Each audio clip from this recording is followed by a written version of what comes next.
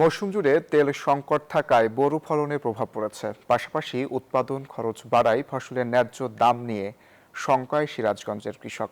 এদিকে শ্রমিক সংকট থাকায় হারভেস্টার মেশিন দিয়ে ধান কাটার পরামর্শ কৃষি বিভাগের। আব্দুস সামাদ সাহেবের তথ্যচিত্রের রিপোর্ট। মাঠ জুড়ে ফলেছে সোনালী ফসল। ধান কাটা ও মাড়াইয়ে ব্যস্ত সময় পার করছেন সিরাজগঞ্জের কৃষক।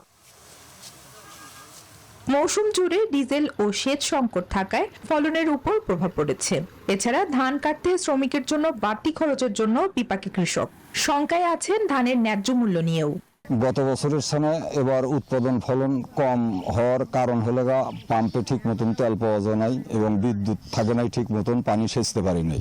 ওদের কামলা দিয়ে কাটে কিচ্ছু থাকবে না, ধান তো ডুবে গেছে। 700-800 টাকা কামলা, এখন ডাল না দিচ্ছেন 700-800 টাকা মন।